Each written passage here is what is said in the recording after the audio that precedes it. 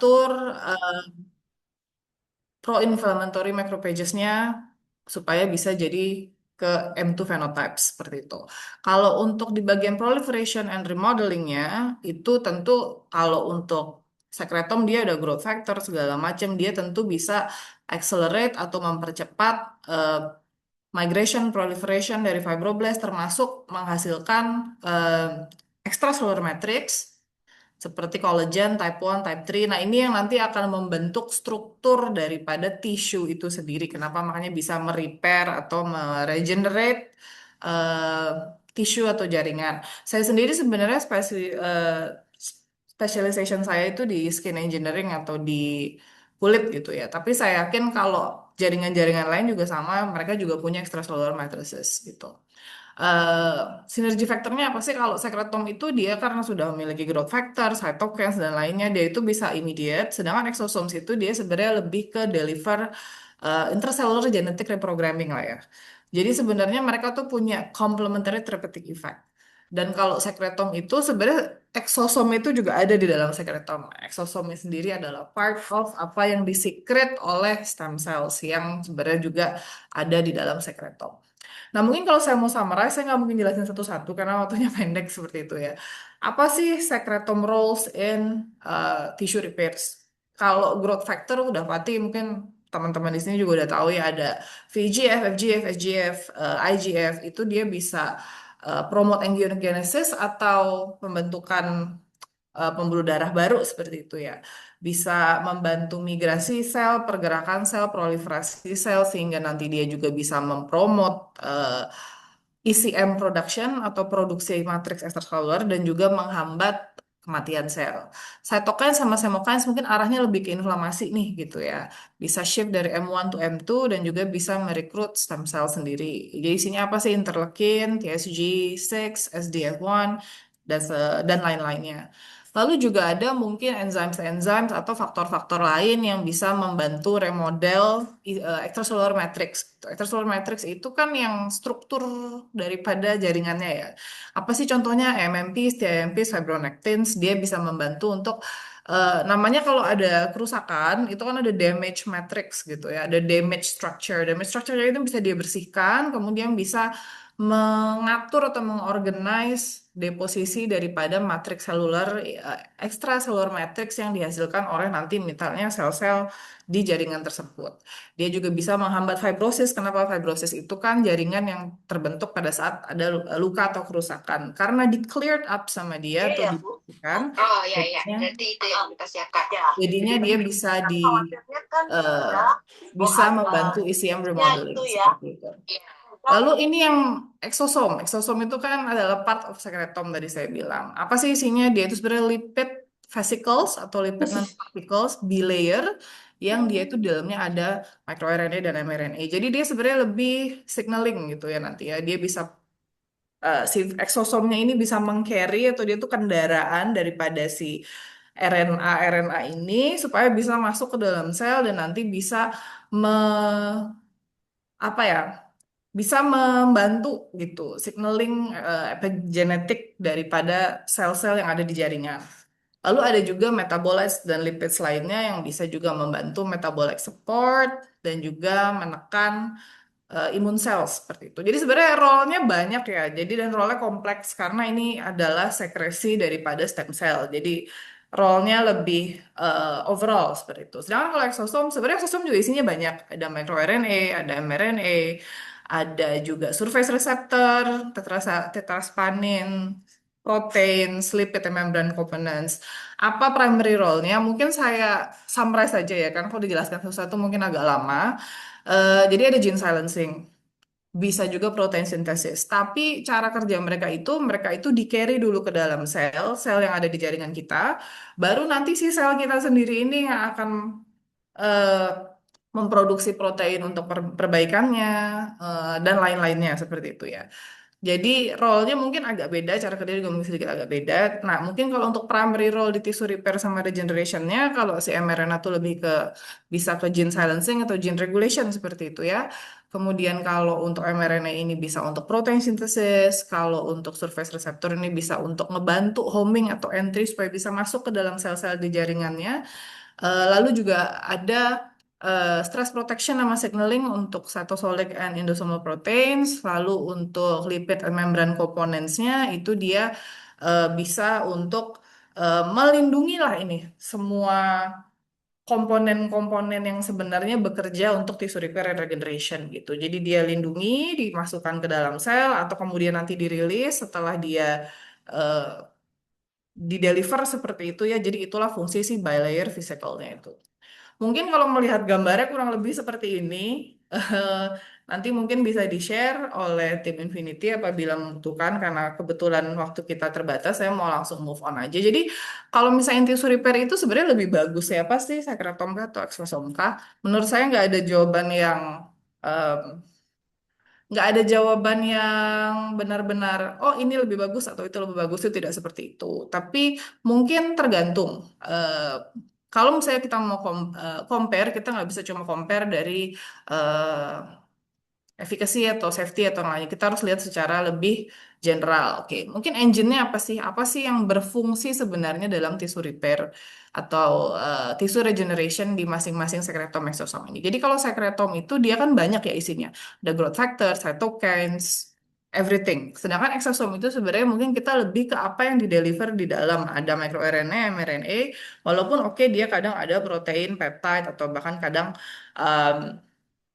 beberapa enzim seperti MMP itu juga bisa aja di-encapsulate di dalam si eksosom itu.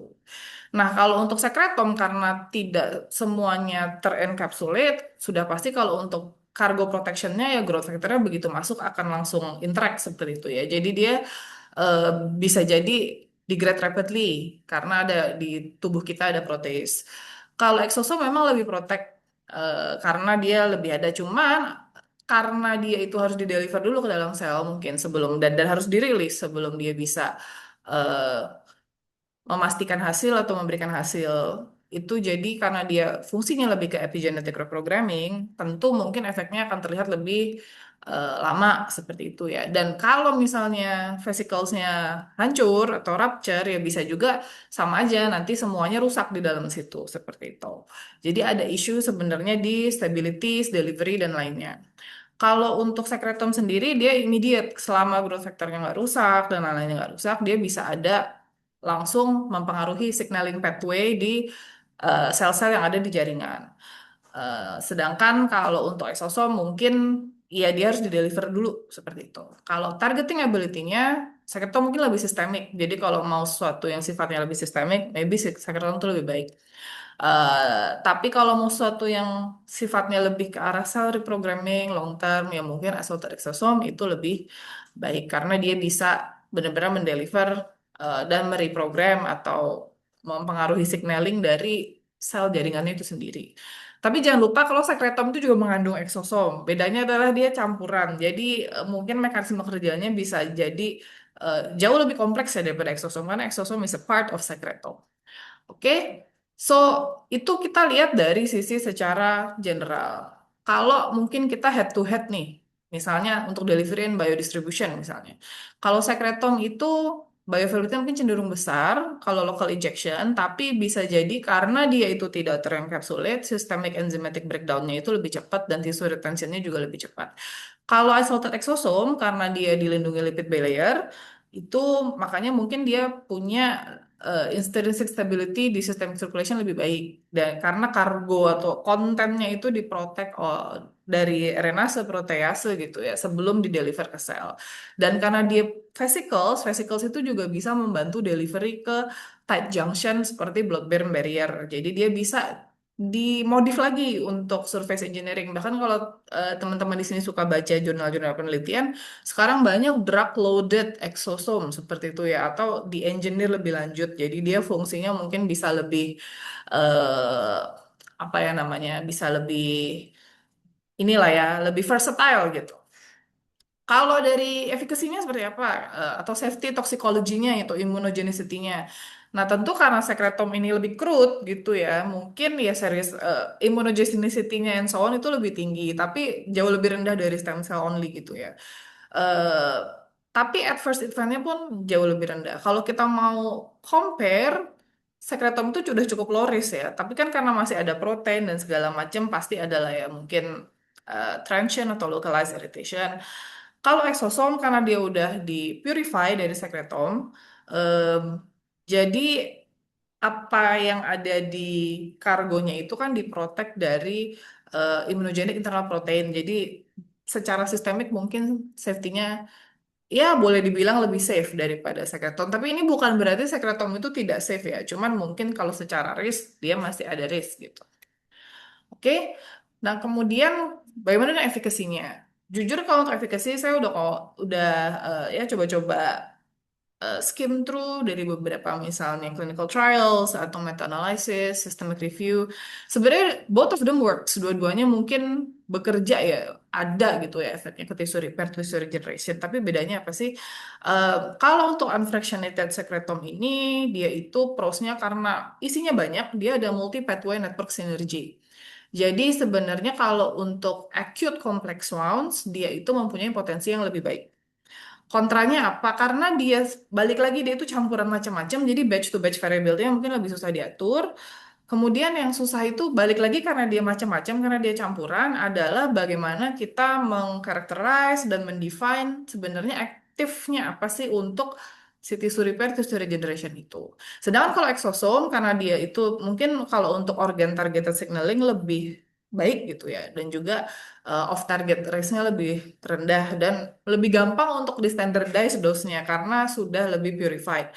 Cuman balik lagi karena dia itu purified, dia sudah tidak ada lagi kayak satokan-satokan atau growth factor yang sebenarnya memang mempunyai peran dalam tissue repair dan tissue regeneration. Dia lebih bergantung ke si cellular reprogramming itu seperti itu. Jadi mungkin untuk menghasilkan efek terapi atau efikasi itu dibutuhkan dos yang jauh lebih gede yang mungkin nanti secara cost ya bisa jadi sedikit lebih tinggi gitu. Tapi ya belum tentu juga ya. Ini benar-benar tergantung daripada dos respons dari si EV terhadap efek yang kita inginkan. Lalu di luar itu juga ada eh, other considerations lah yang mungkin lebih ke production, lebih ke QC. Ya intinya quality, safety, efficacy. Di sini saya mau highlight beberapa. Contohnya untuk bioprocess scaling atau batch to batch variability-nya, contamination control strategy-nya, quality attribute-nya, sama regulatory framework-nya. Mungkin yang pertama untuk batch to batch variability udah pasti mungkin sekretom akan lebih susah di kontrol gitu ya. Tapi bukan berarti exosome tidak susah juga, susah juga karena dia nanti lebih ke purification. Kalau si bagaimana sih mengontrolnya? Ya tentu kalau kita lihat upstream downstream, ya tentu kalau upstream master cell bank-nya tuh harus benar-benar strict donor eligibility kriterianya, jadi dia lebih tidak banyak variasinya. Terus passage-nya juga harus lebih standardized. Kemudian priming standardization-nya misalnya seperti apa? Oxygen, pH, glucose, shear stress, dan kalau misalnya mau pakai process analytical technology di bioreactors yang dia punya banyak sensor, jadi bisa lebih terkontrol, itu akan lebih baik. Kemudian kalau untuk downstream bagaimana? Mungkin bisa replace manual yang sifatnya manual dengan lebih yang automated ya, seperti TFS, access exclusion yang udah automated. Jadi mungkin batch to batch variability-nya bisa lebih rendah. Kemudian pasti dua-duanya punya contamination control issues gitu ya. Karena ini kan kita we're working with living organism, living cells. Jadi kita pakai media, kita pakai hal-hal lainnya. Mungkin kalau di exosomes karena nanti um, ada further purifications yang mungkin bisa lebih banyak daripada sekretom, dia mungkin bisa lebih uh, clean up gitu ya. Tapi bukan berarti sekretom tidak bisa seperti itu. Jadi apa sih yang biasanya jadi source daripada contamination? Ya balik lagi kan biasanya dari people, dari gowning materials, raw materials, dari environment, terus dari teknik cleaning and disinfection, cleaning and disinfection kita. Jadi itu dipastikan bahwa semuanya sesuai gitu ya untuk memastikan tidak ada contamination. Kemudian ini mungkin yang banyak jadi pertanyaan, bagaimana sih kita mendefine potensi daripada sekretom atau eksosom? Balik lagi ini tergantung indikasinya mau kemana. Karena tissue repair itu arahnya bisa banyak. Apakah ke remodeling, apakah ke inflammation atau yang lainnya. Nah, ini sebenarnya bisa dengan functional bioassays, yaitu dengan Misalnya cell base dulu gitu. Kalau kita melihat potensi essay itu kan dari yang paling rendah tuh mungkin in vitro yang mungkin lebih ke enzimatik atau bisa block antibody atau enggak. Ini yang paling simple. Kemudian di atasnya kan ada cell base bioassay. Jadi kita menggunakan cell culture. Jadi dia mungkin lebih kompleks gitu ya daripada cuman enzimnya saja atau antibody saja. Lalu bisa benar-benar melihat efek. Contohnya apa? Kalau angiogenesis itu kita bisa lihat formation index menggunakan HUVEC cells di matrijal, jadi 3D culture. Kalau wound healing itu agak lebih simple, cuma scratch assay, kita bisa lihat cell migration and proliferation-nya. Kalau anti-inflammatory itu kita bisa stimulate dia pakai suatu inflammation agent, misalnya LPS, terus kita ukur aja, dia bisa menghambat aktivasi daripada pathway TNF kappa beta, atau misalnya dia bisa menurunkan TNF alpha, itu kita bisa klaim dia misalnya anti-inflammation. Nanti di atasnya itu lagi kan ada uji di animal gitu ya. Jadi benar-benar lihat efikasi akhir dia bener nggak sih bisa merepair tisunya. Nah, merepair tisu ini kita harus define maksudnya merepair tisu itu apa. Eh tisu kan banyak ya. Ada kalau saya biasanya di skin. Skin itu kalau misalnya wound healing ada ininya lah ya.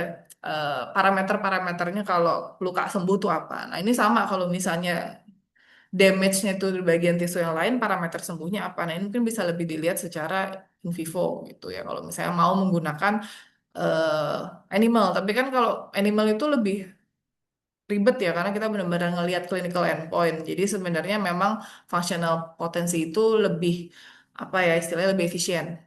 Nah, kemudian bisa juga dengan kita identify surrogate markernya. Jadi apa sih yang sebenarnya di dalam sekretom atau eksosom itu memang memiliki efek gitu. Kalau misalnya kita lebih arah ke tissue repair, mungkin mau lihat growth factor ya kita analyze aja growth factornya gitu. Kalau anti-inflammation apa misalnya eh, total cytokinnya atau apanya. Jadi bisa juga karena itu. Atau misalnya kalau mau dari eksosom gitu ya, bisa kita identify ya mRNA-nya atau microRNA-nya seperti itu. Itu bisa juga. Oke. Nah, kalau untuk ini ya specifically apa aja sih yang bisa dikarakterize sudah pasti ada physical sizing and morphology. Ini bisa dari eh, alat-alat yang bisa analyze nanopartikel seperti itu ya. TEM, Q-nano, and everything else itu bisa. Kemudian bisa juga membran marker. Nah, ini bisa mungkin flow sheet atau yang lain-lainnya ini bisa dicek juga.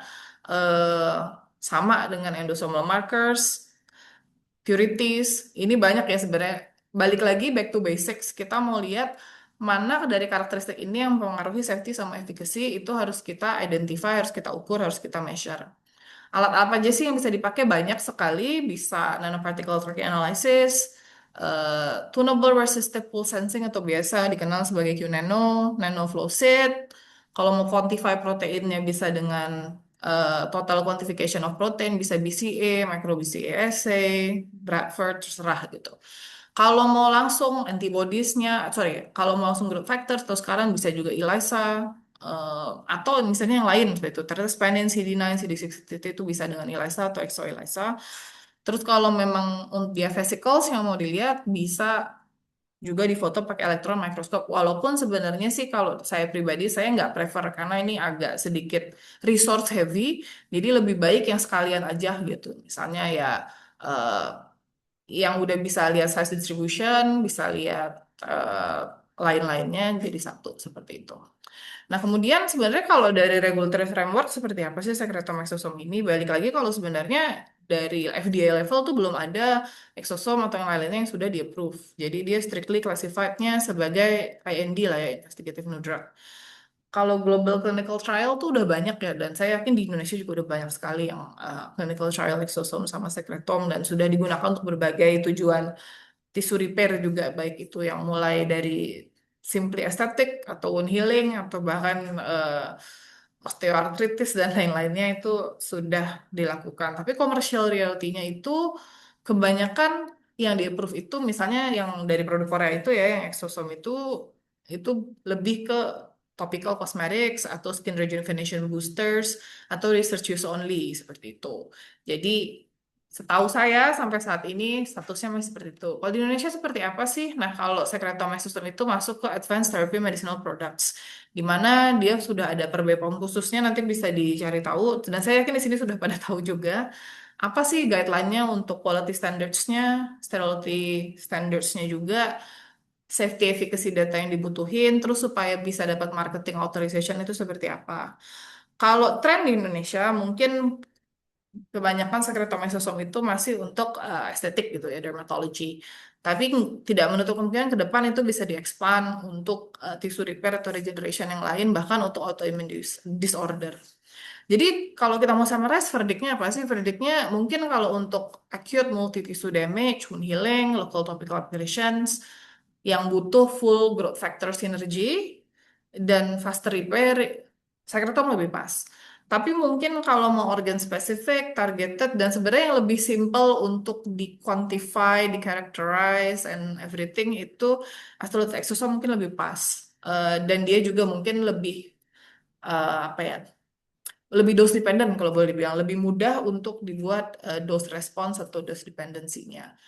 Oke, nah kalau untuk master comparison matrixnya kurang lebih seperti ini. Saya cuma mau men-summarize saja apa sih isinya sekretom, apa isi exosom, terprotek atau tidak kargonya, target terapinya itu baiknya seperti apa, batch to batch konsistensinya seperti apa. Begitu juga dengan regulatory ease-nya ya. Mungkin sekretom kalau untuk regulatory ease lebih complicated seperti itu, tapi bukan berarti tidak bisa. Exosom mungkin lebih clear, tapi balik lagi karena dia lebih clear bisa jadi em, hal-hal yang harus dikarakteris jauh lebih banyak. Jadi bagian QC-nya mungkin akan lebih pusing. Oke, jadi apa sih summary yang key takeaways-nya? Jangan lupa ini semua quality first, safety first, efficacy first, lalu safety quality efficacy pertama, itu yang utama. Jadi apa yang tepat gitu untuk characterization, bioassays dan lain-lainnya, terus bagaimana melakukan scalable production, eh, dan juga untuk contamination control strateginya seperti apa, lalu regulatory compliance juga pastikan bahwa sertifikasi quality-nya juga memenuhi regulatory compliance. Dan mungkin kalau saya mau wrap up, which one is better, secretom and exosome? I don't think there is a single answer. Saya rasa tidak ada, oh sekretom lebih baik, exosome lebih baik. Tidak, itu benar-benar tergantung tujuan, tergantung capacity, tergantung balik lagi ya. Karena semuanya punya pros and cons dari segi safety, efficacy, delivery, bahkan misalnya dari segi mungkin production dan QC-nya juga dua-duanya beda seperti itu. Jadi kalau dikembalikan ya mungkin bisa kembali ke Bapak Ibu atau Mbak Mas di sini sekalian mau pilih yang mana itu tergantung itu semua yang jadi considerationnya seperti itu ya. Oke, mungkin dari saya sekian, nggak lama-lama hopefully. Jadi bisa lebih banyak question and answer. Silakan. Oke, thank you Miss Fitra atas presentasinya. Yuk teman-teman yang ingin bertanya langsung mumpung ada expertnya banget nih dari udah PhD dari NTU dan udah punya banyak pengalaman di clinical trials juga bahkan sebagai vice rector di I3L. Mungkin yang mau bertanya langsung boleh kalau misalnya ada yang mau langsung open mic juga nggak apa-apa atau misalnya ada yang malu-malu mau tulis di chat juga nggak apa-apa.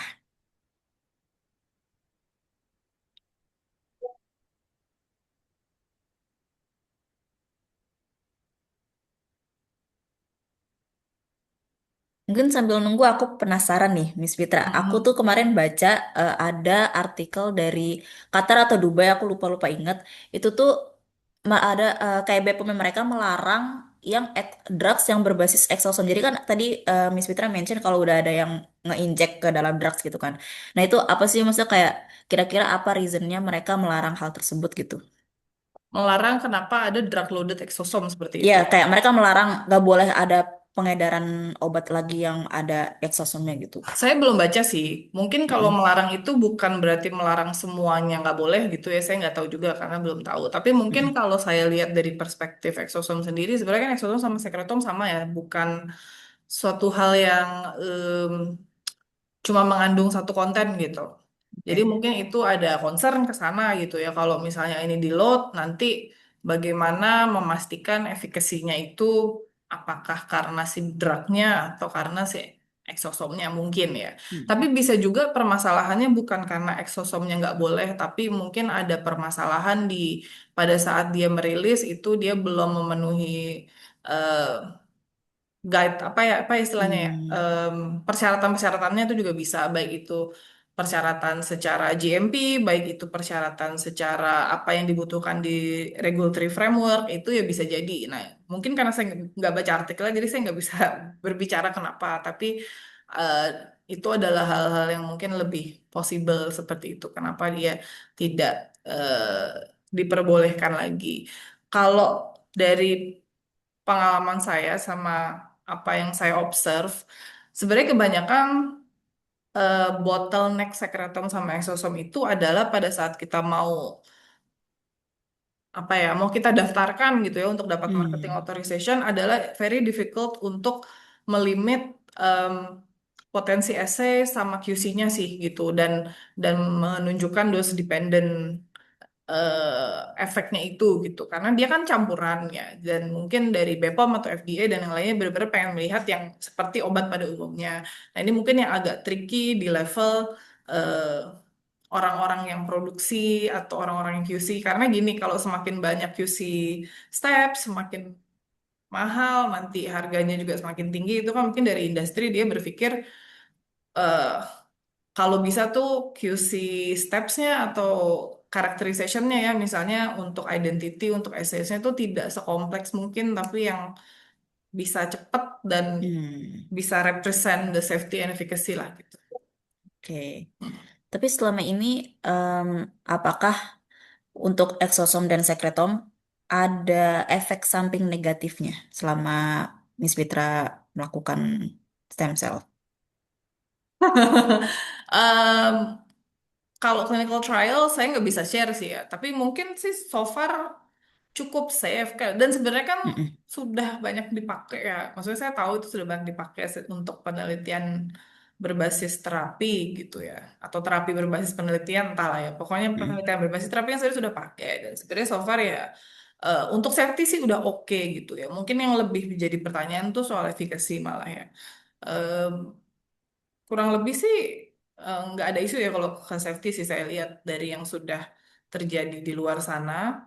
Mungkin justru yang lebih menjadi pertanyaan itu menjustify efikasinya dan bagaimana mengukurnya. Oke, oke, siap-siap. Mungkin ayo teman-teman yang ingin bertanya, ini stem cell tuh banyak banget loh seluk-beluknya dan apa yang disampaikan tadi ya, sedangkan oh ini ada nih yang lagi mau tunjuk tangan. Bu Helen, Silakan. mungkin bisa langsung open mic atau Oke, Em, kalau saya tidak salah dengar tadi, sekretom itu lebih ke sistemik ya, lebih luas. Betul enggak? Mungkin Pengertian karena saya? dia jadi kan karena dia tuh lebih ini ya Bu, lebih banyak isinya. Dan kalau dia mungkin untuk systemic injection, dia mungkin akan lebih baik daripada exosom. Kan exosom kan di deliver ke sel. Kalau mau yang targeted mungkin lebih enak pakai exosom. Target, maksudnya jadi lebih sistemik apa healing ya, antiinflamasi. Karena dia kan isinya growth factor, cytokines, jadi bisa lebih Oke, inilah. oke. Jadi kalau untuk seperti em, kita mau membetulkan inflamasi di area tertentu seperti you have knee osteoarthritis, itu lebih baik sekretom atau eksosom karena di sini eksosom kalau saya tidak salah dengar juga is a targeted ya, targeted. Ya, karena dia masuk ke sel kan, kemudian mereprogram nanti si selnya itu sendiri yang akan memproduksi misalnya pro-inflammatory pro apa ya anti-inflammatory cytokines atau yang segala Oh, macamnya gitu. Jadi oh, bukan si eksosomnya itu mempunyai efek anti-inflammation. Cuman kan kalau sekretom itu dia ada growth factors, ada cytokines dan lain-lain, jadi bisa lebih oh. langsung. Mm-mm. Sebenarnya tergantung sih. Kalau mau cepat mungkin akan lebih cepat berasa bisa jadi ya yang sekretom gitu. Tapi balik lagi ini kan case by Oh, I case ya Bu. see. Case by Ah, case dong. Jadi oke, bis- kalau kombinasi itu disarankan tidak? Karena kan kombinasi lebih sekretom dan eksosom. Sebenarnya begini, ya. sekretom sendiri itu sudah mengandung eksosom, ya kan? Jadi kalau Mhm. dibilang kombinasi, eksosom sendiri itu sudah ada dalam sekretom. Cuma mungkin I see. Heeh. konsentrasinya tidak sebesar Mhm. kalau kita eh, delivery eksosom saja. Jadi mungkin kalau dikombinasi bisa juga bagus sih, karena mungkin eksosomnya lebih banyak, jadi si selnya sendiri bisa repair and regenerate, ditambah si growth factor dan lain-lainnya. Cuma balik lagi ini harus diteliti dulu ya, karena Mungkin harus diuji Mhm. klinis dulu dan lainnya untuk bisa Iya, melihat, oh kalau ternyata benar kalau misalnya sekretom kemudian di top up lagi sama eksosom dia bisa lebih cepat lagi gitu healingnya ya bisa lebih aja. ya, I see, Mm-mm. ha. Jadi in term of potency tidak ada yang lebih baik, lebih kuat atau karena beda function ya, beda Agak role-nya beda ya. sih, betul. Heeh. Ah, Karena oke, oke. mekanisme cara mereka bekerja juga agak berbeda ya. Beda. Kayak eksosom sendiri Aha. kan nggak mengandung growth factor dan lain-lain. Jadi kalau mau ngomongin potensi, balik lagi tergantung tujuannya. Mungkin in some Aha. cases sekretom lebih bagus, in other cases eksosom lebih bagus. Kalau saya pribadi, karena sebenarnya saya Oke. kan lebih ke skin ya. Kalau skin I saya lebih see. suka yang ada growth factornya karena lebih direct gitu. Kemudian Oh, kalau oh, I see. Aha. Mhm. kalau Kalau eksosom, dia kan mhm. harus masuk. Jadi sebenarnya akan ada isu di distribution. Dia bisa masuk beneran nggak ke dalam selnya gitu. Tapi bukan berarti Hmm, eksosom jelek enggak gitu. Dan bukan berarti sekretom I jelek juga see. enggak. Mhm. Masing-masing punya pro Mhm. kontra. Maksudnya punya punya Ya, limitation, punya kelebihan masing-masing gitu. oke. Jadi tergantung. Alright. Apakah eksosom itu juga ada ditambahkan compound yang seperti eh, medicinal seperti obat-obatan untuk membantu penyembuhan di tertentu. Misalnya kan ada Oke. eksosom yang untuk apa ya jantung, hypertension Mhm. atau diabetes. Apakah itu purely eksosom atau they have added any other compound? Kalau sebenarnya kalau untuk yang di market setahu saya sih belum ada ya. Ada saya tahu ada merek dari Korea itu yang sudah approve itu tapi untuk estetik atau cosmetics atau Hmm. dermatology purposes gitu. Eh Compoundnya isinya apa juga saya sebenarnya apakah dia I ada see. added supplements atau apa itu kita juga nggak tahu. Tapi kalau untuk di level Oh. penelitian karena eksosom sendiri itu adalah kendaraan yang bisa ngebawa sesuatu ke dalam sel, jadi kadang dia suka dipakai untuk terapi gen juga, kadang dia suka ditambahin di loading obat tambahan juga, seperti itu. Hmm, I see. Tapi Oke. naturalnya sih dia nggak ada obat harusnya kalau eksosom ya eksosom Hmm, aja. hmm. Apakah kita bisa tahu kalau di sekretom itu like seberapa jumlah sel yang di carried atau diberi diinjek dari sekretom seperti the life cell itu, mesin Kimal. Mungkin Kalau di sekretom. sekretom itu kan sebenarnya ini ya Bu ya, eh sekresi Ada daripada growth stem cell. factor, kan Jadi ada dia growth factor, cytokine, itu tidak bisa dihitung dalam bisa, Bu, tapi bisa. belum ada satu metode yang bisa menghitung semuanya sekaligus. Oh, Biasanya itu hanya growth mm-mm, factor tertentu, cytokine tertentu, atau mm-mm, secara total aja sih gitu. Tapi kayak misalnya kalau mau mengidentify mm-mm, si VEGF berapa, FGF berapa, ini berapa tuh sekarang apa ya? mm-mm, Belum ada yang bisa mengquantify dan mengidentify sekaligus dalam satu metode itu belum. Tuh. Tapi sebenarnya bisa mm-mm, diukur. mm-mm. Cuma sangat eh high cost lah itu yang saya yakin kalau teman-teman di sini yang mungkin backgroundnya mungkin ya Bi Farma, Dewung atau lain-lain mungkin eh, Oh, ada bottleneck di costly ya. situ gitu karena kalau Mhm. semuanya harus diukur mahal sekali nanti Understand. cost daripada Mhm. produknya juga jadi mahal gitu. Mhm. Hmm. Mhm. Oke. Alright, thank you. Terima kasih. Baik, Oke, makasih Bu Helen ya udah berani untuk bertanya dan sudah banyak sharing juga ya dari pengalaman Bu Helen nih kayaknya udah punya pengalaman ya Enggak banyak. sih. Um, Oke, karena saya mau membantu my sister, adik Mm-mm. saya yang mengalami itu diabetes, ini kan Hmm. supaya pankreasnya mungkin bisa lebih sehat ya dengan sekretom atau eksosom dalam tahap pemikiran mana yang lebih baik. Karena kalau untuk seperti stem cell yang mesenchymal itu kan harganya juga lebih mahal. Mm-mm. Iya. Oke, oke, Itu oke. kan juga tidak hanya satu kali ya, harus beberapa kali. Jadi looking at all like the effectiveness and dan juga untuk dari cost issue dari apakah the regeneration of the pancreas cell itu lebih mana yang lebih cepat dari sekretom atau exosome atau live cell. Nah, itu saja sih. Masih Oke, dalam tahap. Iya, terima kasih. Ya. sama-sama. Terima kasih. Semoga bisa mendapatkan jawabannya Bu Helen dan semoga bisa cepat sembuh. Iya, thank you. Oke, mungkin ada satu lagi kali ya untuk sesi Q&A ini dari chat Zoom dari Pak Rotua dari Biogenesis Laboratorium. Oke. Nih Nah, aku ini bacain ini kali ya. ya Aku bacain. mungkin saya sih juga bisa sambil baca sih. Ini Oh boleh boleh kadang boleh. selalu menjadi polemik ya. Kayak bagaimana sih kita mengklaim kalau ini tuh eksosom itu agak sulit. Karena tadi Mm-mm. sebenarnya isinya banyak. Terus juga vesicle sebenarnya bukan cuma eksosom. Kalau tadi lihat kan ada ektosom dan lain-lain juga ya. Ini sulit. Ini saya tahu yang selalu jadi bottleneck karena kita benar-benar harus identify semuanya microRNA-nya di-identify. Ini kalau mau ideal ya, semua di-identify tuh microRNA ini. Jadi kita bisa mengklaim, oh iya, eksosom itu isinya ini dan kontennya itu sesuai. Jadi nanti eksosomnya di lysis, terus benar-benar di-identify gitu total microRNA-nya itu sesuai atau enggak. Itu yang di karakteris di-identify. Isunya adalah kalau semuanya yang dilakukan tuh mahal sekali sih. Jadinya tuh apa ya, nggak efisien dan nggak efektif kalau untuk dari segi industri nanti costnya jadi tinggi. Em, Kemudian pertanyaan berikutnya, bagaimana? Jadi kalau untuk memastikan benar eksosom atau bukan FV lainnya tuh itu. Kalau eksosom kan sebenarnya udah ada tuh listnya. Kalau eksosom tuh isinya this gitu.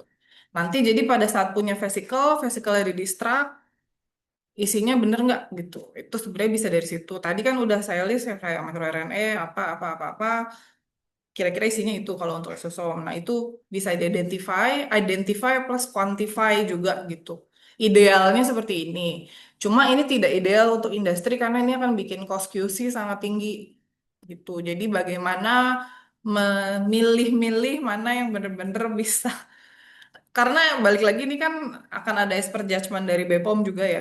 Ini benar nggak sih, cukup nggak sih gitu. Mungkin mereka maunya selengkap mungkin, tapi kalau dari industri itu selengkap mungkin akan mahal.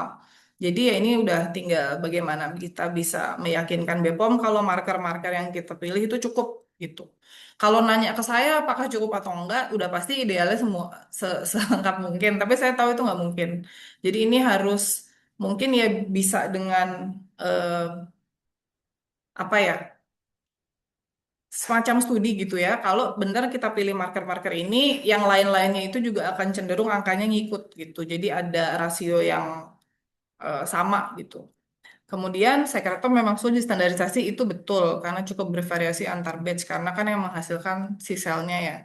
Bagaimana untuk meminimalkan variasi antar batch? Nah ini tadi yang seperti saya bilang mungkin dari cara screening donornya sebelumnya harus lebih spesifik lagi.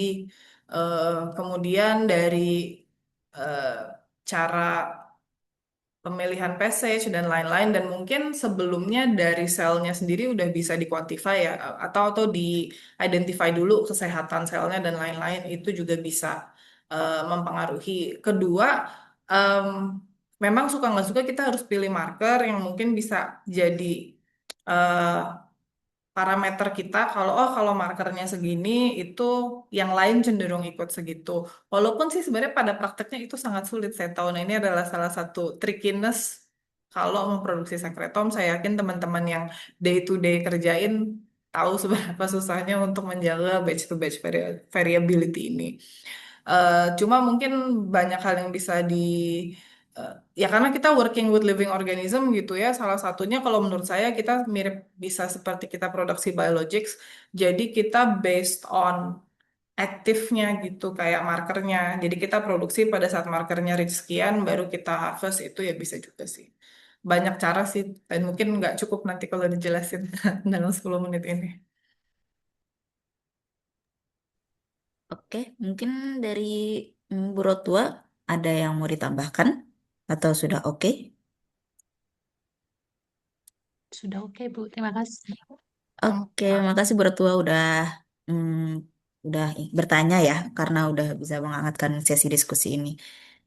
Satu lagi mungkin aku tunggu 1 menit lagi biar mungkin ada yang masih ingin bertanya.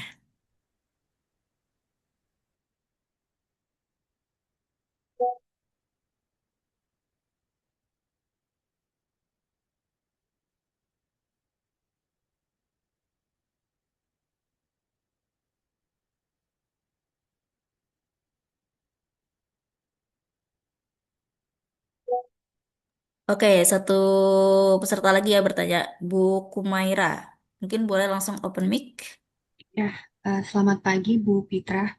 Saya mau tanya, kalau untuk karakterisasi dari eksosom sendiri itu, sejauh ini Ibu pernah mencobanya itu yang pakai yang apa ya Bu? Kan itu tadi kan ada beberapa metode yang bisa dipakai, ada kayak Hmm. NDA, terus yang TRPS dan sebagainya. Nah, itu Ibu pernah mencoba yang apa aja dan kalau menurut Ibu sejauh ini yang lebih oke untuk digunakan untuk karakterisasi ini yang metode yang mana ya, Bu? Itu saja.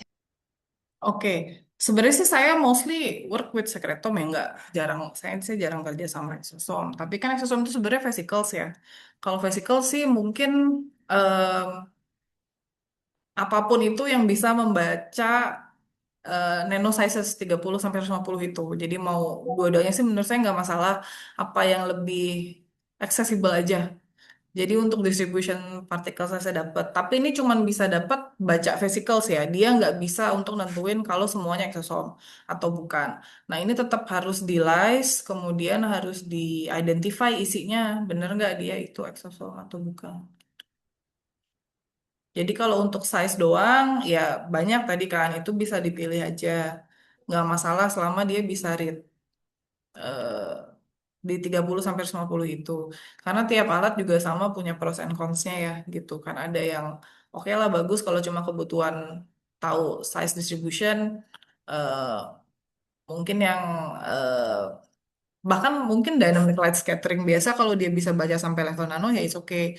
Cuman kan itu nggak cukup untuk mengetahui apakah dia eksosom atau enggak. Makanya tadi kan banyak tuh yang harus identify. Ada protein kontennya juga, ada RNA kontennya juga, bahkan beberapa marker-markernya juga di-identify juga. Eh, jadi itu semua harus, ya kalau mau benar-benar klaim, idealnya semuanya dikerjain gitu sih. Gimana Bu Kumaira? Iya, sudah cukup menjawab. Terima kasih. Oke, terima kasih Bu Kumaira. Mungkin karena keterbatasan waktu, saya akhiri ya sesi Q&A hari ini. Em, izinkan saya untuk lanjut ke agenda berikutnya, yaitu penyerahan memento untuk Miss Fitra. Karena atas dedikasi dan kontribusinya yang luar biasa ini, em, saya bisa berbagi materi kepada kita semua. Mungkin tanpa berlama-lama lagi, saya izin foto ya berdua bersama Miss Fitra. Mungkin satu, dua, tiga. Oke, sekali lagi.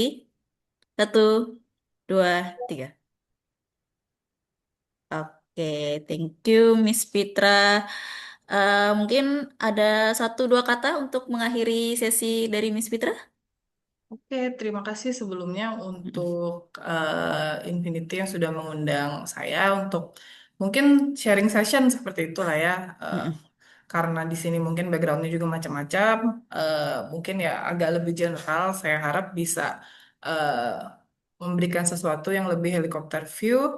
Sekali lagi saya mau menekankan, mungkin kalau ditanya mana sekretom exosom lebih baik, itu tidak ada jawaban yang pasti, tergantung tujuan, tergantung kemampuan dan capacity juga, karena dua-duanya mungkin untuk proses produksi punya masalah masing-masing, untuk QC-nya dan untuk klaim efficacy safety-nya juga mereka punya masalah masing-masing. Jadi mungkin bisa dikonsider juga oleh masing-masing mana yang lebih ideal untuk tujuan yang ingin di atau indikasi yang ingin di propose seperti itu ya.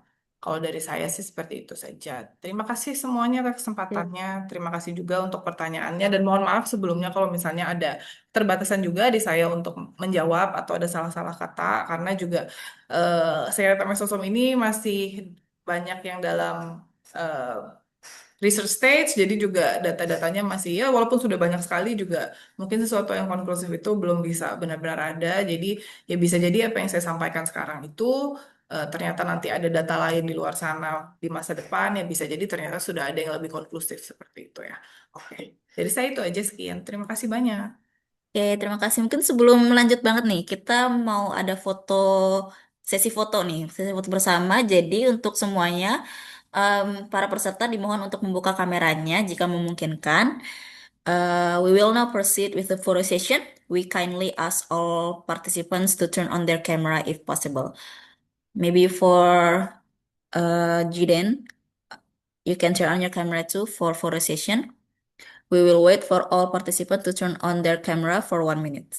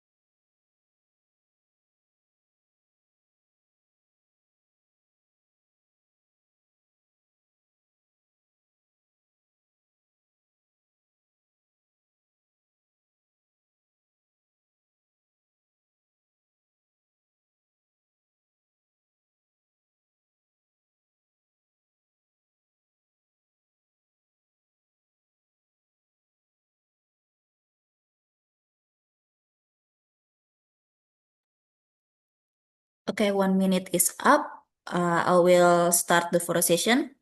For the first slide, 3, 2, 1. Second slide.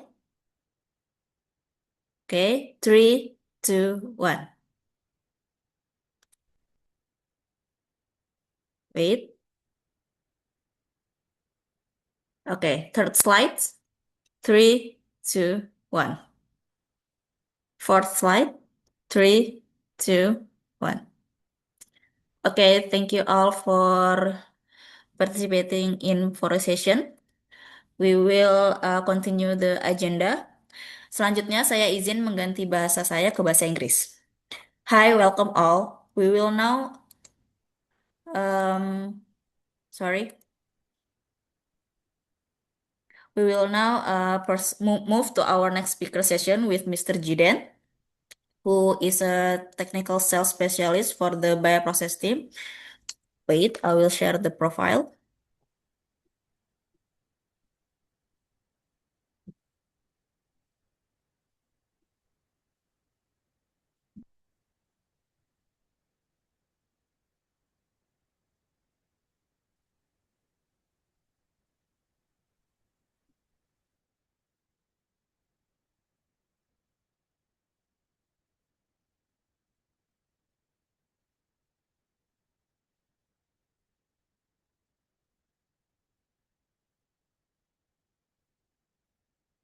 Okay, so Mr. Jidan is a technical sales specialist for the bioprocess team at Eppendorf.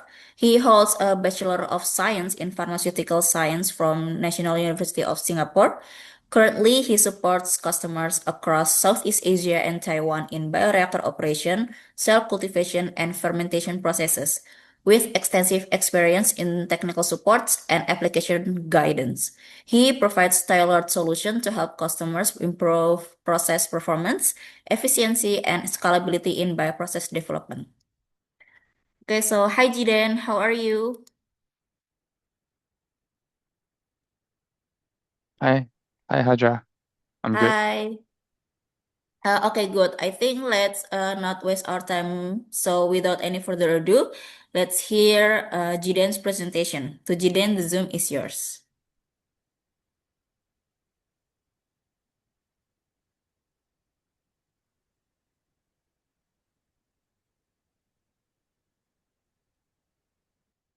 All right. Are you able to see my screen? Um, okay, the screen is available. Okay, great. Then I will get started. Okay. Good morning. Good morning, everybody. My name is Jidane. I am the technical sales specialist from the bioprocess team at Uppendorf, and I'm based in Singapore. So today, I'll be giving this presentation on bioreactor technologies for stem cell manufacturing for exosomes, and I will be using English to deliver this presentation. So, like what the first speaker has already spoke on, human mesenchymal stem cells, they come from a few different cellular origins, such as the bone marrow, adipose tissue, umbilical cord, so on and so forth. So mesenchymal stem cells, they have a few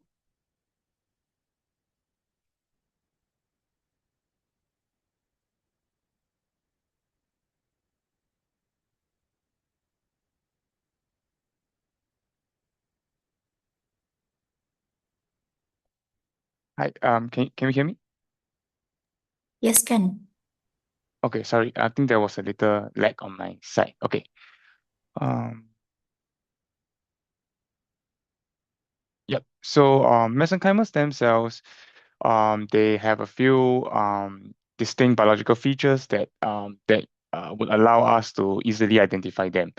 So, they will have a few surface proteins on their surface, such as CD73, CD90, CD105, and they will be negative for some of the other proteins. So this would be some of the markers that can allow researchers to clearly identify that the cells that they're cultivating are indeed human mesenchymal stem cells. So why mesenchymal stem cells have been gaining interest is because that they have the potential to be used in several clinical applications, mainly for cellular repair, as well as immune modulation. So mesenchymal stem cells, like other kind of stem cells, they are potent. They are able to regenerate, and mesenchymal stem cells, in particular, they are multipotent. So they are able to differentiate into a specific three lineages of cell types: the adipogenic, the chondrogenic, as well as the osteogenic. However, in recent times, there has been a growing interest in cell-free regenerative therapeutics. So instead of using the mesenchymal stem cells themselves in cell therapy, people have been investigating the possibility of using the substances secreted by these mesenchymal stem cells, in particular the exosomes. So the exosomes, they are a nano-sized lipid bilayer vesicle, and they have a few distinct surface proteins on their surface, in particular CD63, which I will touch on more in the later slides. So exosomes, they carry certain cargo such as proteins, mRNA, microRNA, DNA fragments, lipids, so on and so forth. So people have been interested to see if this exosome created by the messenger cells, whether they can deliver the same therapeutic effects as that of mesenchymal stem cells. So in this next slide, I have a diagram that shows basically how these exosomes are secreted as well as their mechanism of action. So exosomes, because they are nano-sized particles with a lipid bilayer, they can easily interact with cells or even enter different cells to the target cells. And from there, they can communicate with the target cells and deliver their cargo, which eventually leads to a wide range of therapeutic effects.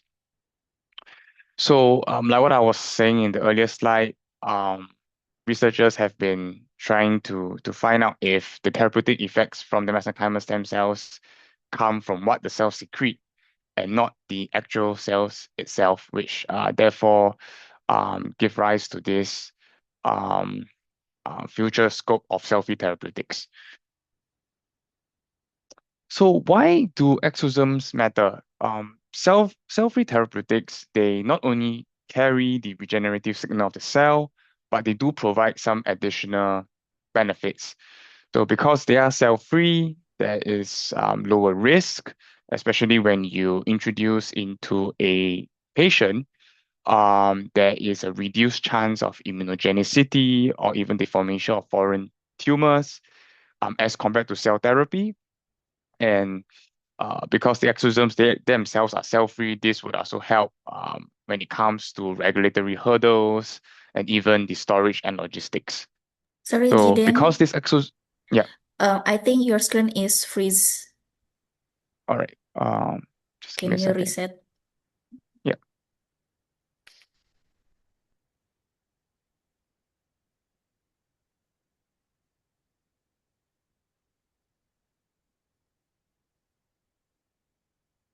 Can you see my screen now? Wait, it's loading. Okay, now I can. Okay. Yep. So, yep, as I was saying, um, this slide is basically on why cell-free therapy is gaining popularity and why exosomes matter. So the first point is on the fact that there is lower risk, lower immunogenicity, and possibly lesser regulatory hurdles. The second point is that because these exosomes, they are secreted by the mesenchymal stem cells themselves, they also carry the rich bioactive cargo that likely leads to the therapeutic effect that we see. So similar to the mesenchymal stem cells themselves, the exosomes also have very broad therapeutic reach.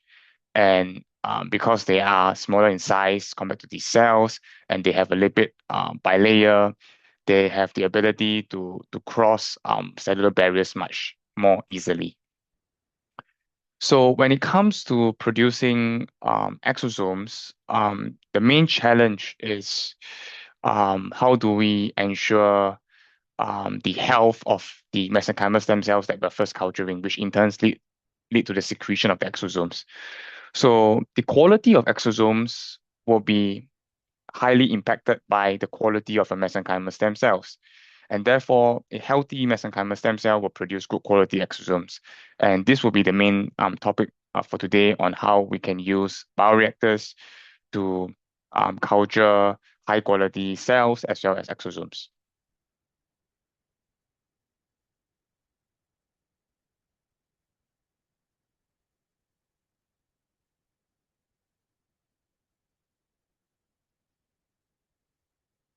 So moving on to the next slide. So mesenchymal stem cells, they are a form of adherent cell type. So often enough, when you culture them, you need to provide a surface for the cells to adhere onto. So for early stage R&D or for smaller scale trials, most researchers, they will use a 2D flask culture, such as the T-flask or the multi-layer flask. With this flask, they come with advantages such as they are much easier to use, lesser operators are needed to monitor the cell culture run itself. However, um, it also does come with some disadvantages. So, for example, 2D flask cultures, because they have a limited surface area, you often need many flasks just to match a single bioreactor run. And more importantly, so for this flask, they are just placed into an incubator. There is no real-time control of critical process parameters, such as the pH, DO, or even the nutrients level in the culture itself. And often enough, you have to produce many different flasks at a given time. So there will be batch to batch as well as operator to operator variability and possibly some scale up challenges. And because there isn't a actual impeller or agitator to mix the culture media, sometimes you may have the issue of uneven gas exchange or even a static microenvironment. So moving on to the right-hand side of the slide, we have the bioreactor. So the bioreactor, on the other hand, is a 3D culture environment. Um, it allows us to monitor critical process parameters, such as DO, pH, temperature, and possibly strategies to control the gassing. So in a bioreactor, because the bioreactor itself is a 3D structure, in order to grow this adherent mesenchymal stem cells, normally we will have to provide a surface for the cells to adhere to. So common strategies that researchers have been using is to either to use a microcarrier for the mesenchymal stem cells to adhere to, or interestingly, so there is also a packed bed strategy whereby the mesenchymal stem cells can adhere to. So both strategies, I will touch more in the later slides to come. So another advantage of the bioreactor is that because we can very carefully control the environment, this gives us the basis for um, potential scalable production. So mesenchymal stem cells, they are very sensitive to the environment. So the shear stress can have a big impact on the health of the cells, the level of dissolved oxygen, the pH level, as well as the nutrients level can greatly impact the cells. So when we are culturing the mesenchymal stem cells, it is crucial for us to retain the potency as well as the phenotype of the cells so as for us to be able to harvest good quality exosomes. So in this slide, I will briefly talk you through what goes inside of a bioreactor. So in a bioreactor, we often have a agitator. If you can follow my red cursor, the agitator would be the impeller that turns and makes the culture media, giving rise to a homogeneous mix of gassing, oxygen, and nutrients. The bioreactor is also carefully controls the temperature of the culture media. You have the option to introduce gases through the sparger at the bottom of the glass vessel or even at the head space of the vessel. We have the integration of different kind of sensors like pH, oxygen sensor, so that we know the levels of the critical parameters. And yeah, so this is basically what a bioreactor does. And on this side, we often have a controller where the controller would control the parameters inside the bioreactor. And in real time, we can have knowledge of the different parameters as well as how the cells are growing. So this allows us to have a very good control of the microenvironment in which the cells are growing. So moving on to the next slide, this is an overview of the Eppendorf bioprocess portfolio. So for our bioprocess portfolio, we mainly provide different kinds of bioreactor systems for our customers to use. So we provide systems for small scale R&D trial to bench scale and even to pilot scale production. So we have a couple of different systems as indicated here. For example, the DustBox, the DustScape, Cyverio, the BioFlow 120, 320, and 720. But for the interest of today's presentation, I would just be mainly focusing on 3 different systems. 1 for the small scale, the DustBox system, and 2 on the bench scale, the Cyverio Twin and the BioFlow 320. And in the upcoming slides, I will briefly introduce these systems as well as share with you some research data that we have obtained while using these systems to culture mesenchymal stem cells and the production of exosomes. So apart from the bioreactors itself, our portfolio, we also have the software portion. So the bioreactor can be paired with a software which gives you additional flexibility and additional insight on the data collection. So you can have the option to even automate your process through the use of scripting. So it gives you endless possibilities. And to touch back on an earlier point on the bioreactors, for our Eppendorf systems, all of our systems are compatible with not only glass vessels, but also our single-use bioreactors, which I will touch on in the next slide.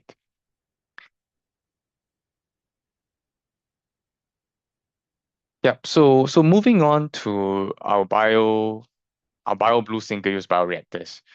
So our single-use bioreactors, they combine form and function into a single package.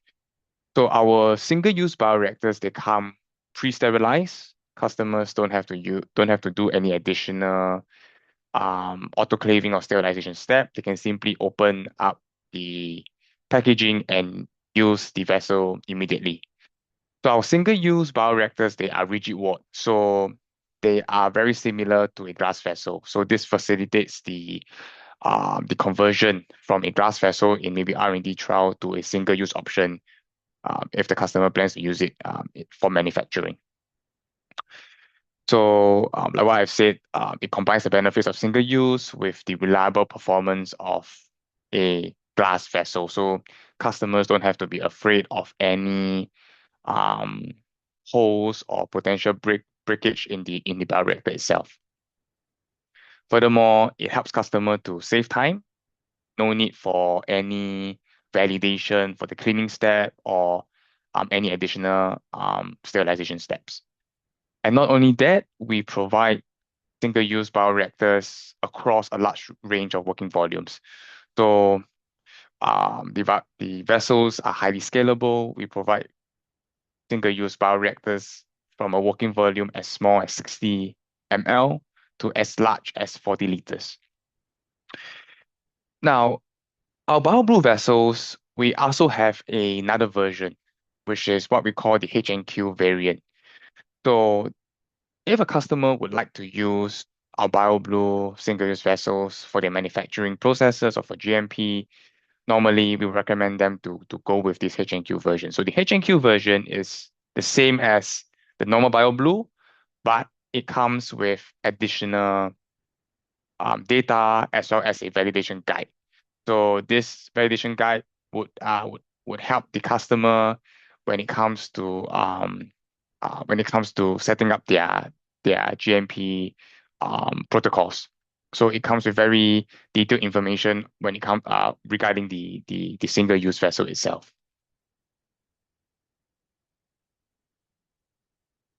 Yeah, so in this next slide, this is just to give you a little bit more detail into our BioBlue single-use vessel. So our single-use vessels, they come in a stirred tank format, but in a single use. And then what I've already mentioned, it reduces the risk of falls and tears because of the rigid wall exterior. And furthermore, we also have additional features for our single-use vessel, such as optical pH technology, but we also give customers the option to use the conventional pH and DO sensor technology as well. So flexibility as well as a very rigid, robust structure. So moving on from the single-use vessel, the next part I'd like to talk about is our dust box system. So dust box system is our parallel bioreactor system. Customers have the option to have parallel operation of up to 24 glass vessels or single-use vessels. So all of our systems are compatible with our glass vessels as well as our single-use BioBlue vessels. So from this picture over here, what you can see is this is just a 4-fold setup. So 4 bioreactor vessels. But in the future, if the customer wants to expand or to scale up further, they can just simply have many more, another 5 more of this setup all the way up to 24 vessels. So the system itself would be controlled by a computer, as you see here, which runs on the software for you to control the different parameters. So this Dustbox Mini system is our smaller scale system, and we normally advise customers to use this if they're in their very early stage development, if they would like to do design of experiment, or even for scale down approaches. So it allows them to run several different tests at the same time to test out or to find the ideal parameters for their eventual experiments. So this is a little bit more detailed slide on the different features in the Dustbox system. So we have a multifunctional storage unit at the top for you to store your different motors. There is a integrated gas mix system at the bottom of the vessel, which allows customer to provide gassing either from sparging at the bottom or from the headspace. And then we have a detachable media bottle container for customers who wish to add additional nutrients or maybe acid-base control for their vessels. And one unique feature about the Dustbox system is that the temperature control for the entire system is liquid-free. So we use a proprietary Peltier technology for temperature control. And then there is built-in pumps at the back for customers to feed in not only acid base but also maybe antifoam or even nutrients should they wish to. So moving on to the next slide. Here is a slide a brief summary of a application note that we have developed here at Uppendorf.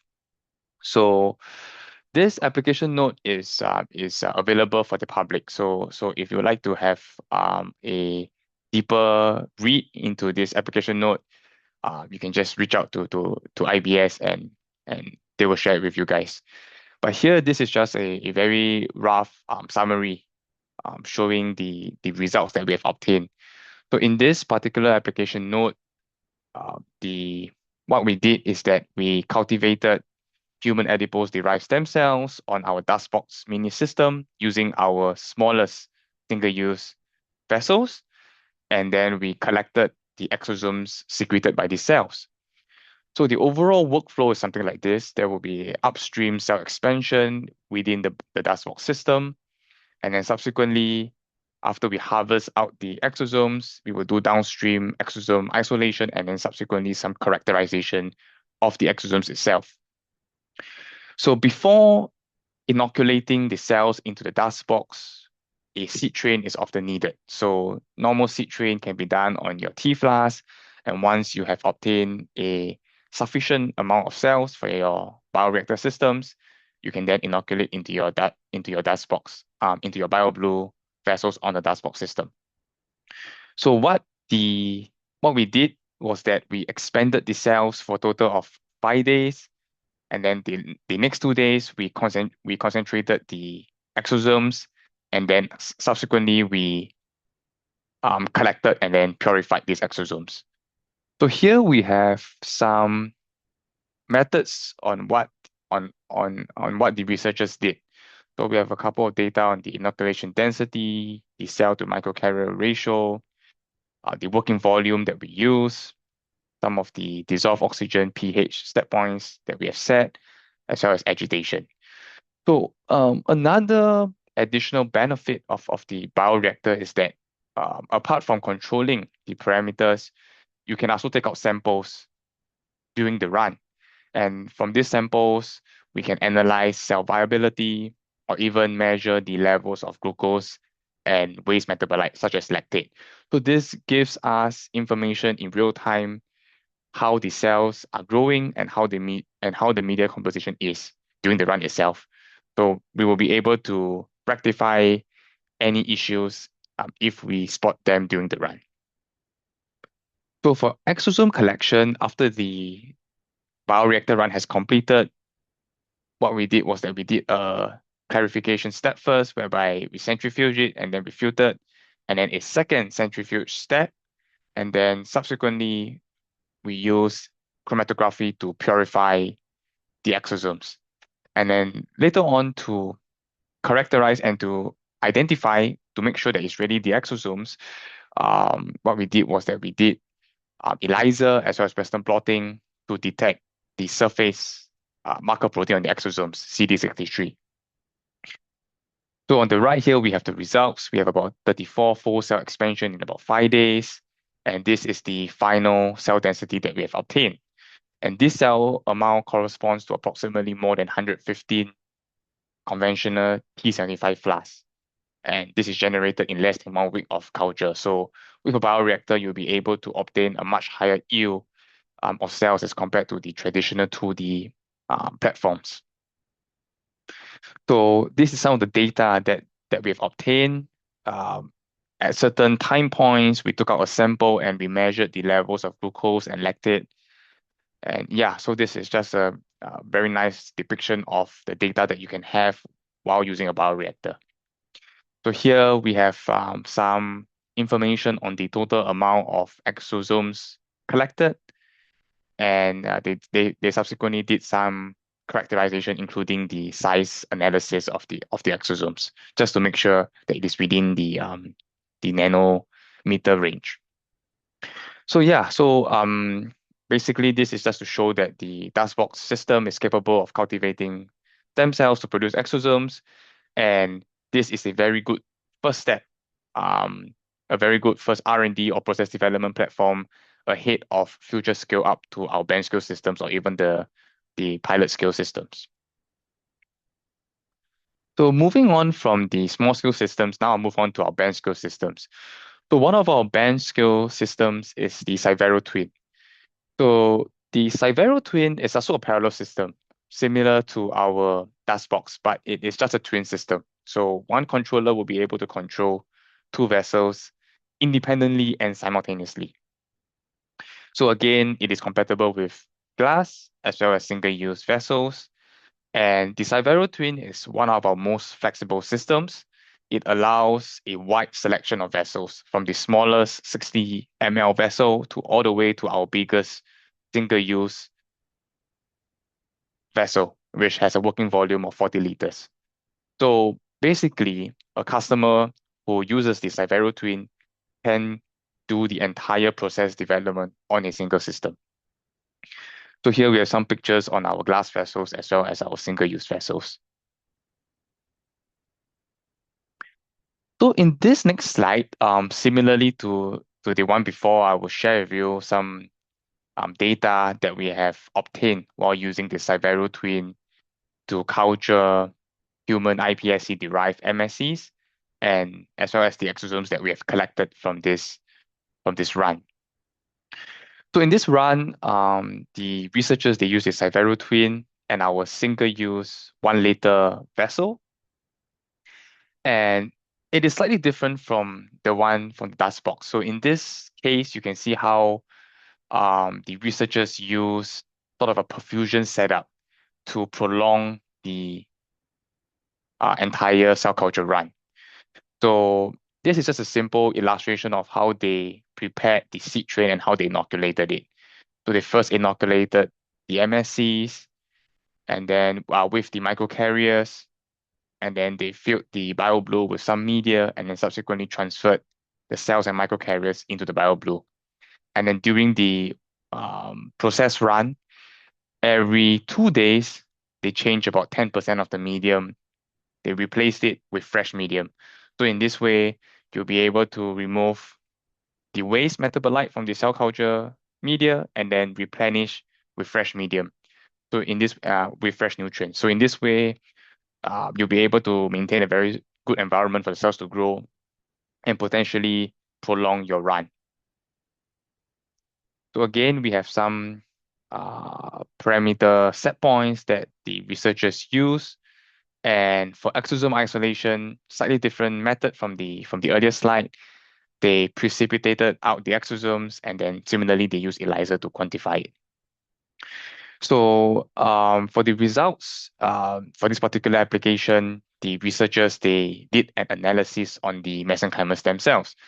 So if you recall from my first slide, I mentioned that the mesenchymal stem cells, they have a few unique proteins that are present on their surface, and again, some that are absent. So using these few proteins, the researchers were able to confirm the phenotype of the mesenchymal stem cells and to ensure that the phenotype is retained.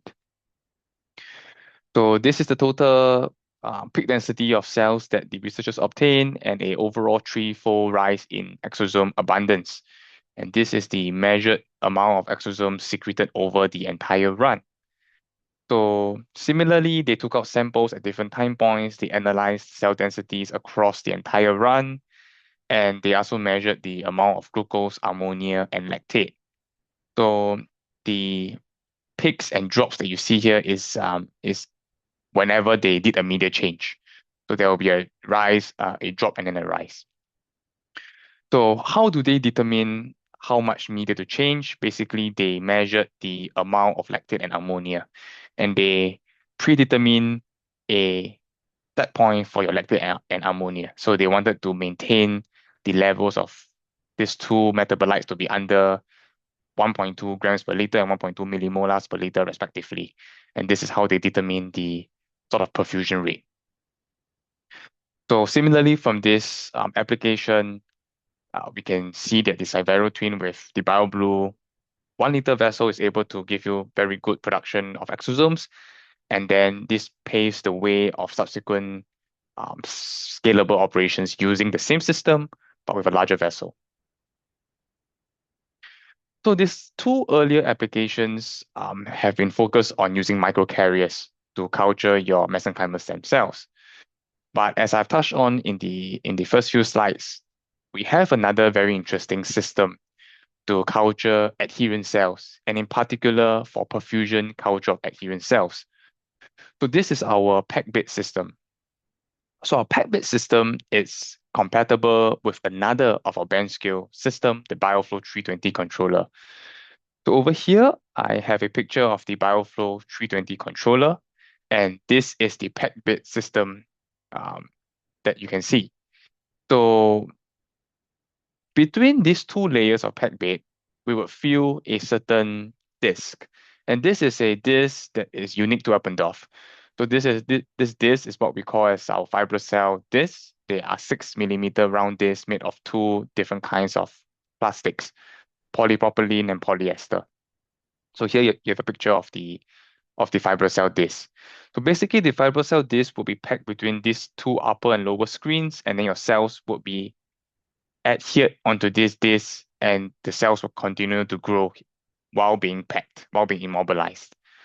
So this PEG-bit system has a few advantages.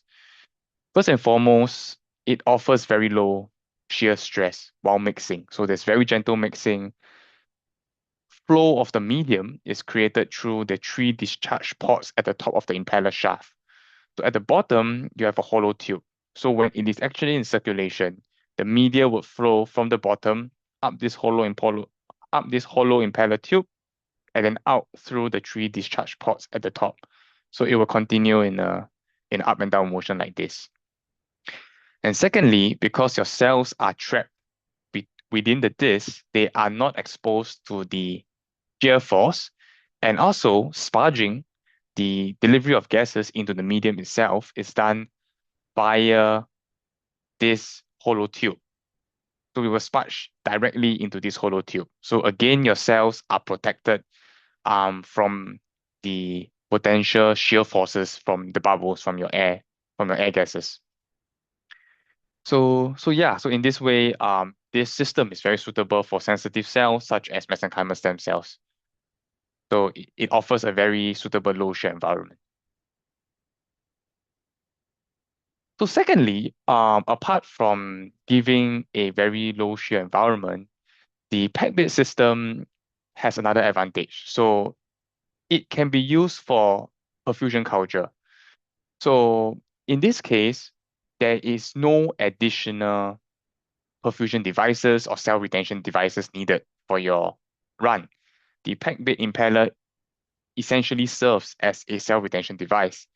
So you can imagine that you have a mesenchymal stem cells that are growing within the PEG-bit system, and they are constantly growing and secreting exosomes. So your exosomes will be secreted out into the media, and in this case, you can continuously harvest out your exosomes into a bottle and at the same time top up with fresh medium. So in this case, you can potentially run your experiment for several weeks and achieving extremely high amounts of exosomes secreted.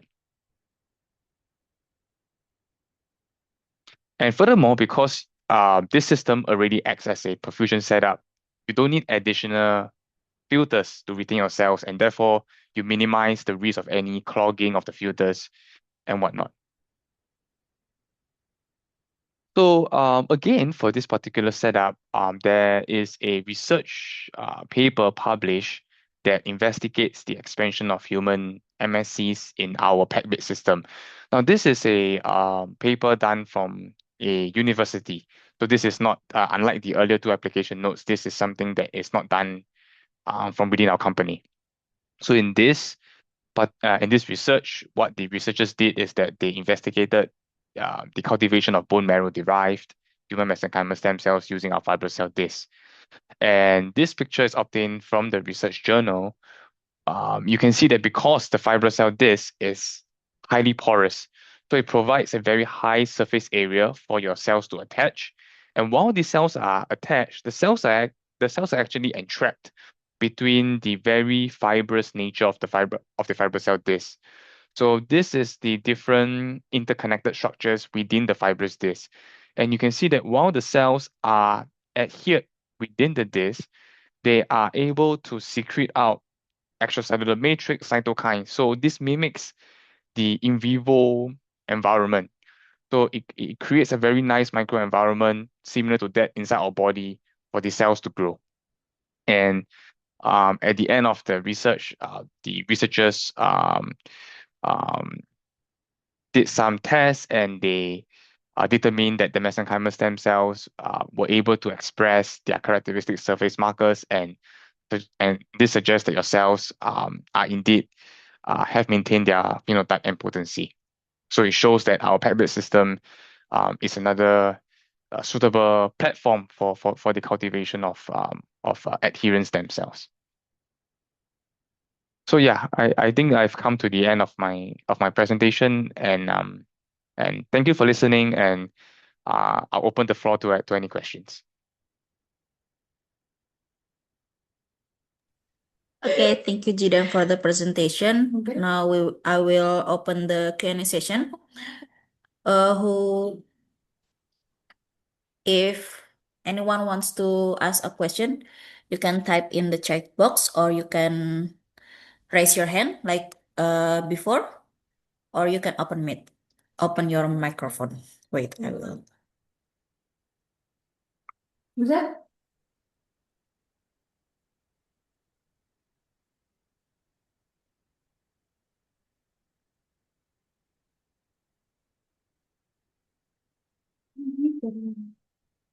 We will wait for 10 after 45. If there is no question, I will move to the next agenda.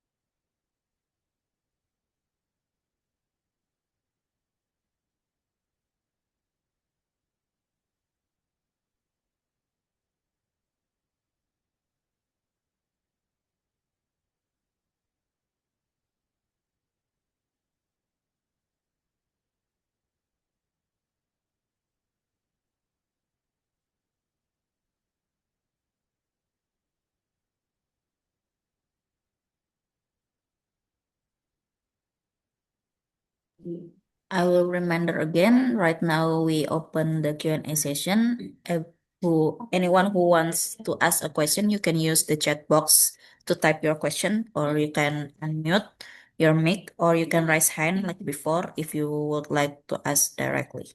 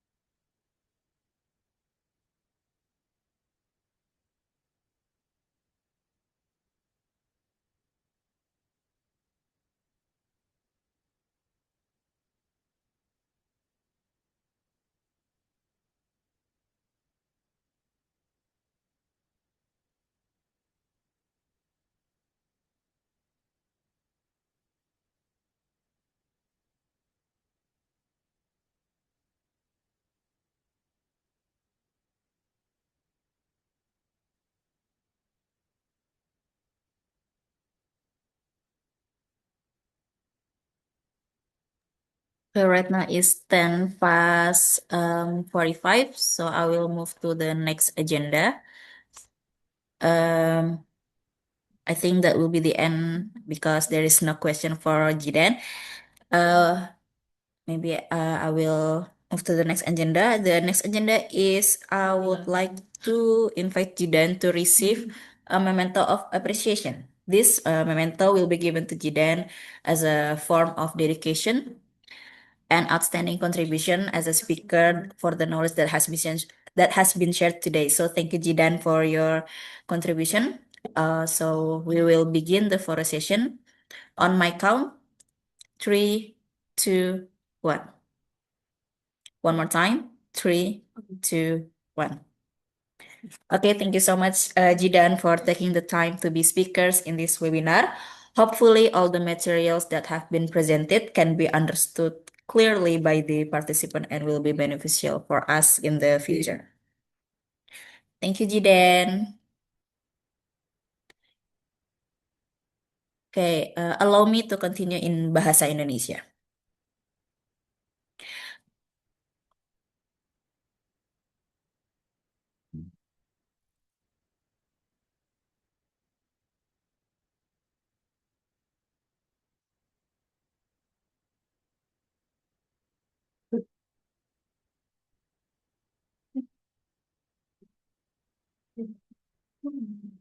Oke, mungkin mau mereminder nih untuk Bapak Ibu semua. Yang belum sempat untuk mengisi absen, jangan lupa untuk diisi absensinya karena aku kasih tahu lagi ya, untuk yang mendapatkan e-sertifikat nanti hanya teman-teman dan atau Bapak Ibu semua yang mengisi absen. Jadi mungkin aku akan tunggu 1 menit untuk bisa scan QR atau yang ada di slide atau mungkin langsung klik yang ada di chat. Aku udah berkali-kali mengirim link absensi di chat atau mungkin bisa ketik sendiri di link yang udah ada di slide. Time. Oke, aku tunggu selama 1 menit sampai 10:48.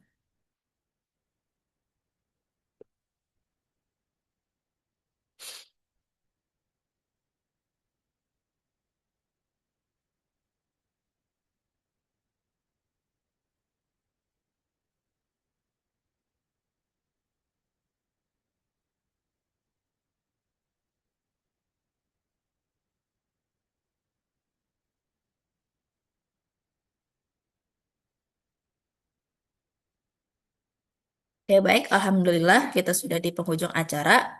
Saya sebagai pemandu acara hari ini ingin berterima kasih sebesar-besarnya atas antusias diskusinya yang menjadikan acara hari ini menjadi hangat dan menjadi ruang untuk bertukar wawasan dari awal acara hingga akhir acara.